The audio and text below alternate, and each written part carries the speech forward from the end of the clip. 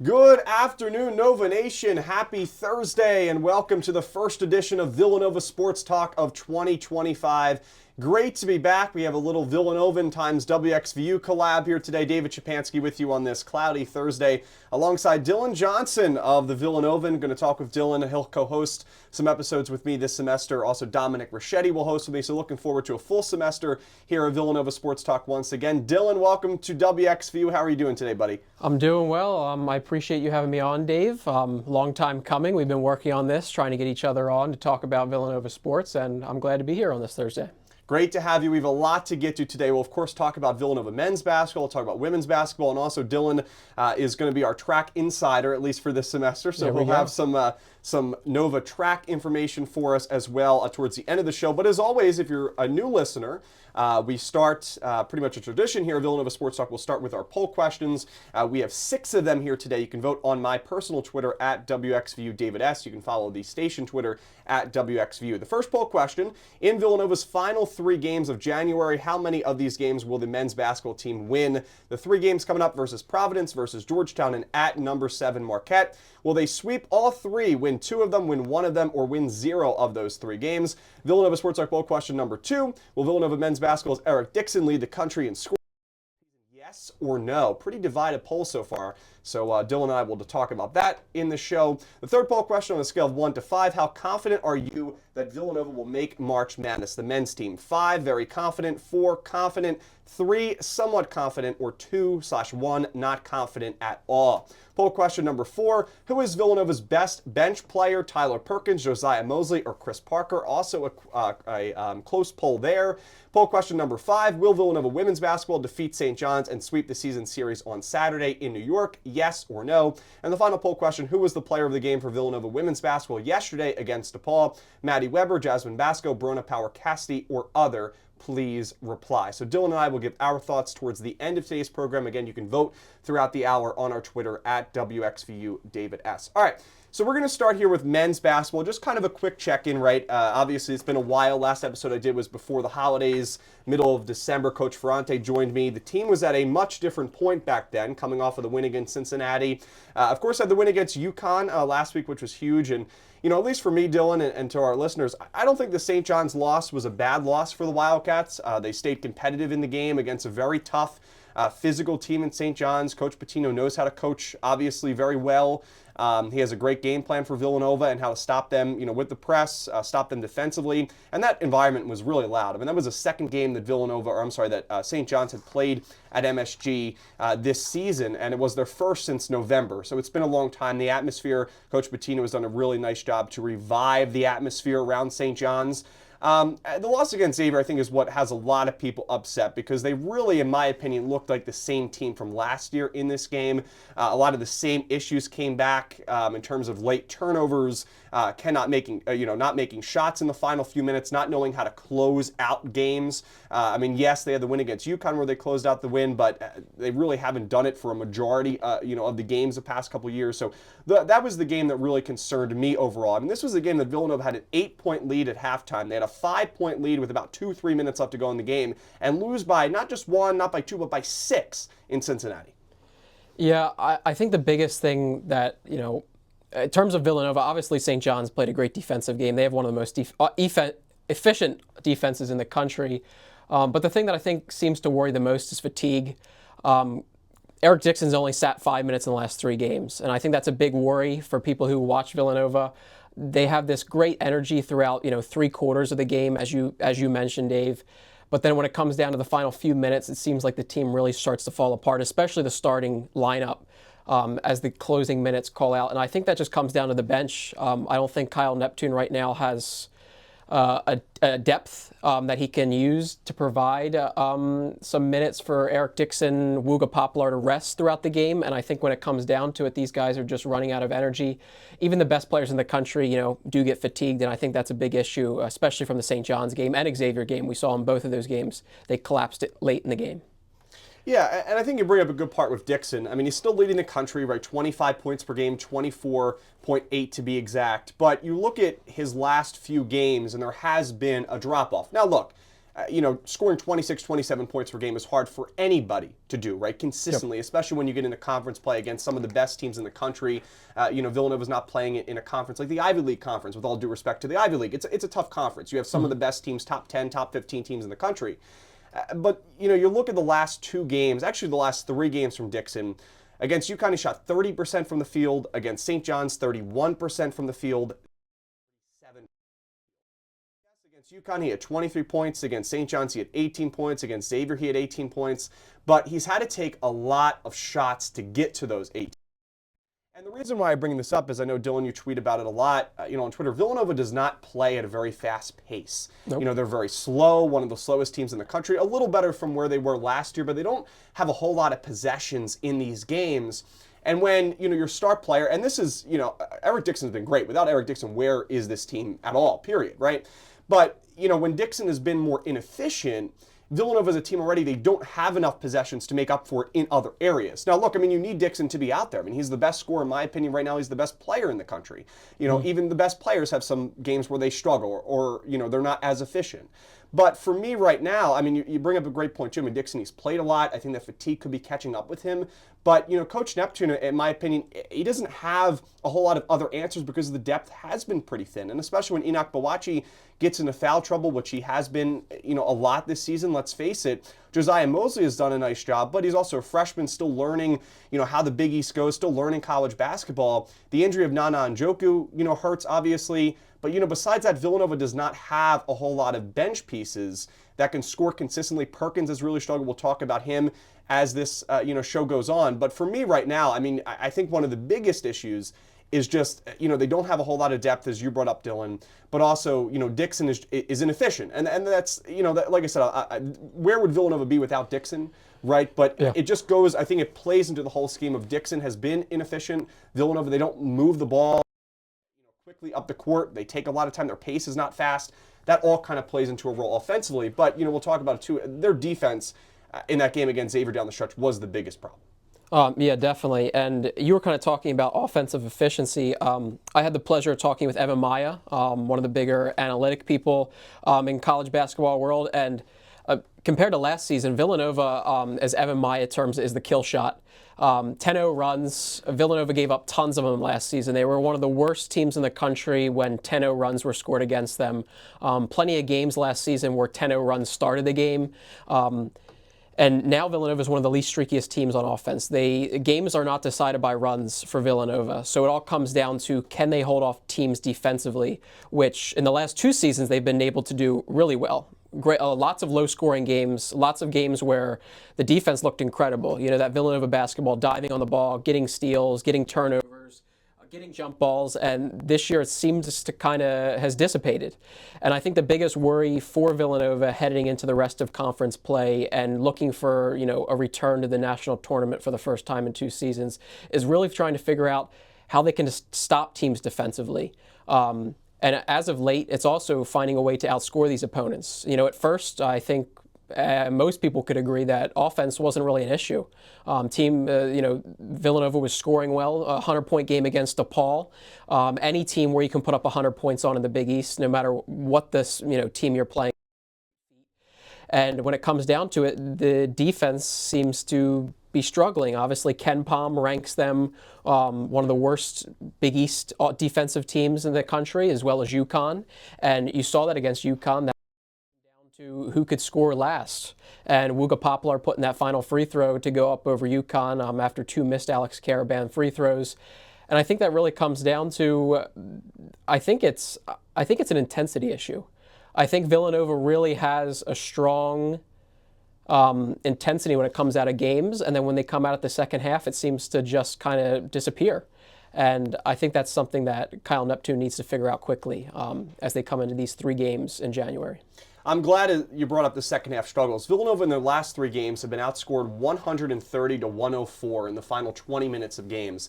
A 26-point differential between, what their opponents are scoring in the second half and what Villanova's scoring in the second half.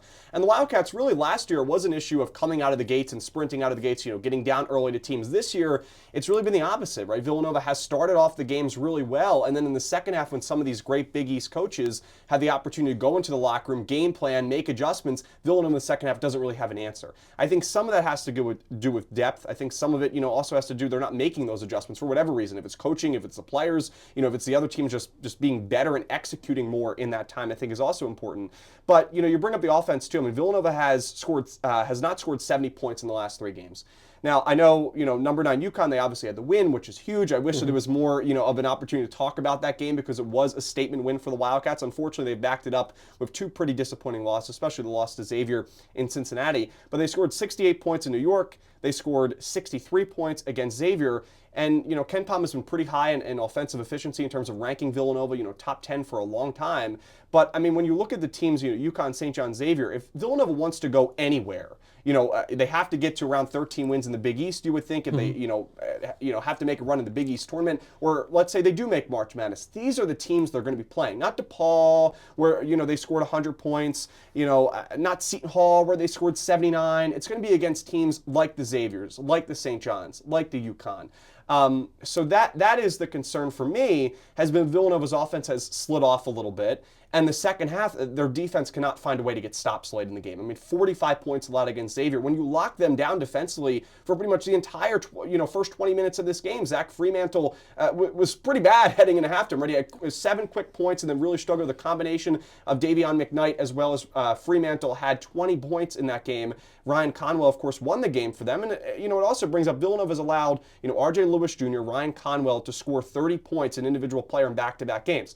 R.J. Lewis Jr. is a pretty good player, right? Yep. He's talented. He's young. I think Conwell's a decent player, solid player. He struggled a little bit over the past few games for Xavier. Before that, big performance against Villanova. He's transferred from Indiana State. But by no means are those 2 players, towards the top of the best in the country. And I think that is where Villanova has just struggled to contain some of those players defensively. So, I mean, a lot of different issues for the Wildcats. We'll see how they, can finish. And or Dylan, I'll give you a chance to respond to that.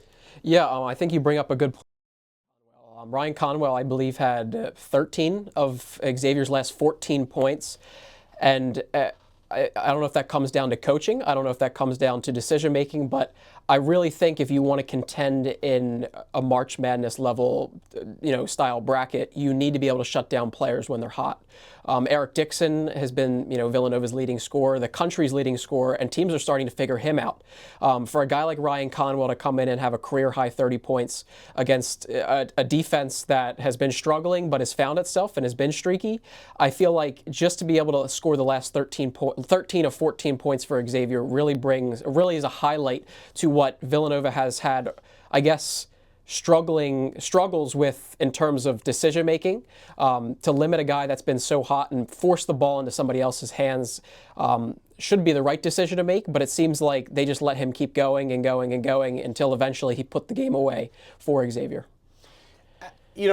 Another great point, Dill. When you just kind of think about Villanova too, I mean, in terms of that game against Xavier, I mean, Conwell was playing with 4 fouls since the 11-minute mark in that second half. And I know you saw towards the end of the game Poplar try to bait him into a foul. Yeah. I mean, look, you can talk about if that was the right player or not. That didn't cost necessarily Villanova the game. There were a lot of different plays in that final 2 or 3 minute stretch. But if you're Villanova, I mean, and if you're Wooga Poplar, you have to attack the basket there and try to pick up the basket. I mean, yes, the foul to get Conwell out of the game, is also huge, to get their leading scorer or their leading scorer in that game scoring more than 30 points. But I just thought in that play alone, that just showed that Villanova has struggled to close out games. I mean, I really like Wooga Poplar. I think he's done a really nice job for Villanova. I mean, without him, we've talked about Dixon, without Poplar in the way that, I mean, yes, he struggled to start the season in November, but he's really picked it up over the past couple months. But I think it just comes down to in those situations, Villanova, as you said, even too, Dylan, about Conwell in those last couple minutes, forcing the ball into someone else's hands. Maybe even Davion McKnight, who, even though he was a great player last year for Xavier, averaging 13, 14 points per game, this year he's much more around 9 or 10 points per game. He's taken a step backwards, forced someone else to beat you. So I think it's, just those kind of little decisions at the end of the game where even though, they may seem to give you some sort of an advantage, I think that Villanova has struggled down the stretch in those situations.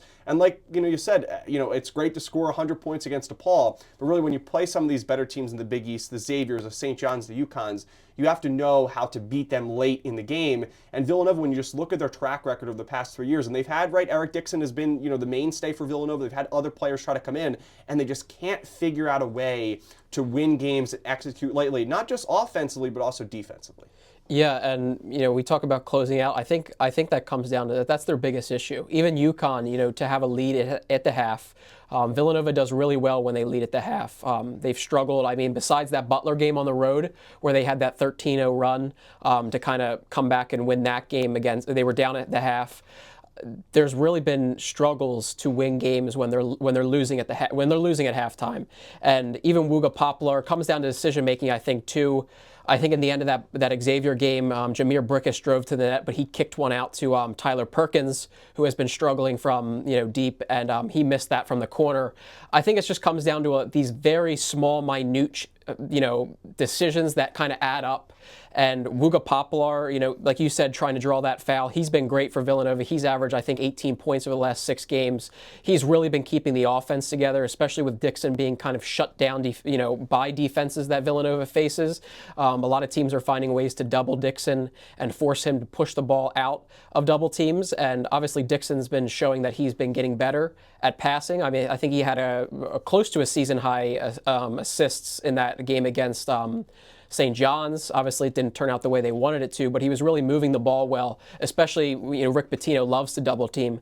Villanova was isolating a lot, and it doesn't mesh well when it comes to double teams. So I think the ability to make those small decisions in the end of the game is something that Villanova, I don't know if that's a coaching thing, I don't know if that's a practice thing, or I don't know if that's just you have that it factor or not to be able to make those decisions, because whether it may be a small, like you said, the Wooga Poplar foul to kind of try to bait. I mean, I just want to see him attack the basket. Yeah. He is such a good scorer. But it's just those, the foul's great. Like, if you can pick up the foul, I mean, that's obviously a big plus for Villanova with how well Conwell was playing, on Tuesday night in Cincinnati. But if you're Poplar, I mean, like you said, Dill, how good he's been, attack the basket, pick up the points. Yeah, definitely. I mean, it's just those small decision-making skills that, it comes down to, you make 5 bad decisions. One of those decisions might not be the worst thing, but 4 of those add up. And those cost games, especially when you're playing teams that can go all the way to the tournament. Talking about, the road struggles for Villanova, because there have been road struggles for the Wildcats this season. They were just 1-4 in away games. And really, besides a 22-1 run against Butler, really could be 0-5, right? Besides that miracle there in Indianapolis and getting 9 consecutive stops. Villanova, to me, just on the road, it seems like the environment gets to them. Late in games, whether it's they're not able to get on the same page with communication. In the beginning of the season, I think we also saw that too, where there were some communication issues, especially defensively, right? And getting back, talked about their transition defense, a perimeter defense in November, especially against teams like Virginia, Virginia, who's pretty middle of the pack. They've struggled. Obviously, Coach Sanchez in his first year, they're kind of put in a tough situation, takeover like that. But you've also seen it in other games this season. The Columbia game where Villanova struggled, perimeter defense, transition defense, as we've talked about. But just as communication things, it seemed like down the stretch of some of these games on the road that they've really struggled. But their offense has also struggled on the road this season. I mean, you take a look at that game against DePaul, which we talked about throughout this show, where they did score 100 points. That game was at home, but you look at a lot of their road contests this season for the Wildcats, scoring 70 points or less, and that just is not going to get the job done, especially on the road against, as we talked about, some of these better teams in the Big East that can really score and beat you. And talking about, the transition defense again, I mean, you look at that game against St. Joe's, where they allowed St. Joe's to put 83 points up, against them on the road. And St. Joe's, they've had some really tough losses this season, when you look at how things are going on Hawk Hill. But, I mean, for Villanova, these away games, I think that's the biggest issue too, because, when you continue to look down the stretch, if you want to get to March Madness, you're going to have to win some of these tough games on the road. We'll talk about more as we look, ahead towards March Madness and what Villanova needs to do. But you really somehow have to find a way to get to what we think 12, 13, 14 wins, somewhere around there. And in order to get to that, you have to win some of these tough games on the road. And like I said, they're 1-4, really could be 0-5 without really a miracle in Indianapolis. Yeah, I mean, from what I've seen, I've listened to Joe Lunardi, obviously ESPN bracketologist. I think the minimum that Villanova needs to do is 13-7, and without that Xavier win that they it costed them, I think that cost them big time, and I think that worries a lot of people. That means they have to go into Georgetown at home, but they have to either beat Marquette, beat UConn, beat St. John's, or beat Georgetown at least once to make up for that loss that they had at Xavier. They're going to have to sweep some teams like DePaul. They're going to have to sweep teams like Seton Hall. And in some of those games, a decent amount of them are going to be on the road. these teams that they have to sweep, like Seton Hall and like DePaul, they now go on the road to face both of them. And I don't know if, like you talked about the environment, but also it might just be the travel. I think that's overlooked a lot of the times in college basketball is, getting on these flights, traveling one day, sleep schedules are off, different time zones, especially when you go out to Chicago and stuff like that. I know the tip-off for DePaul will be at 9 o'clock Eastern Standard Time, so 8 o'clock out there. I think a lot of the stuff has to do with not just the environment, but the environment leading up to it, travels, especially as a college student athlete. And I think the people who manage that the best are the teams that win. Obviously, UConn does that well. They travel. I know their flight landed at 2 a.m. after the Villanova loss, and they still went on to beat Georgetown and beat them by 8. So I think it comes down to which team can manage fatigue the best, manage travel the best, and those are the teams that win on the road. When you look, too, more of that Xavier loss, Dylan, I thought you said it again perfectly. That's a game Villanova's going to want back, right? And it could be the game that decides the difference between them going to March Madness and not, because this was a game, you had an 8-point lead at halftime. You had a lead down the stretch. Bawachi had a big slam there with about 3 minutes left to go. You had a 5-point advantage, and you just couldn't hold on. And, I think it seems like more just because we're used to kind of seeing that play over the past few years where Villanova's not been able to execute down the stretch, but it is a big loss for the Wildcats. I think, too, recency bias comes into it as well. People were disappointed against, but I think you have to look at that loss, in its reality. St. John's is a very, very good basketball team. You want to stress Definitely. that. I talked about, I don't think R.J. Lewis Jr. is a star yet, but I think he's on his way to becoming a star. They're really well coached. That environment is tough to win. I'm not as upset as I think some people were. I think kind of the opinion around that St. John's game was, oh, here we go again. But, Villanova was playing such good basketball. They won 8 of their last 9 heading into New York. And to be honest, that game against St. John's was probably tougher to win than the UConn game was at home. Just, without Liam McNeely, obviously, were the Huskies. So St. John's, that was a very tough ask for the Wildcats, in my opinion, on the road. However, the game against Xavier is a game that really Villanova should have won. Xavier, yes, they played a tough conference schedule to this point, but they were struggling coming into the game. You pretty much contained Fremantle, which is a very hard ask to do. I know that he's been injured, obviously last year and a little bit this season, but still a tough ask to do.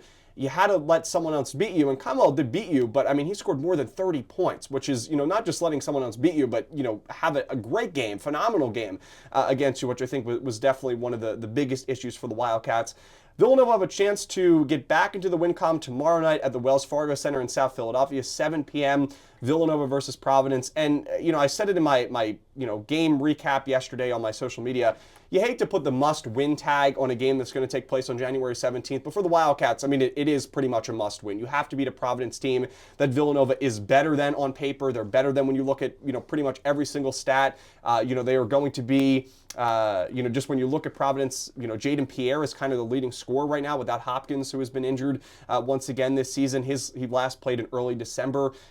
Pierre, he's averaging 13 points per game. He's been with Providence the past 3 years, has really kind of made that nice step. Last year in his sophomore season was averaging 9 points per game, now up to 13 points per game. He has really accelerated, his progression, especially in the role without Hopkins. But when you look at a lot of the other talent for Providence, they're a good team. They're okay, but they're not a great team by any means. This is a game that the Wildcats have to win.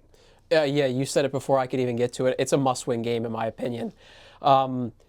When you have a Providence team that looked to be really good coming into the season, not really good, but they definitely were high off Kim English coming in from last season. I think they were ranked higher than Villanova in the preseason rankings for the Big East.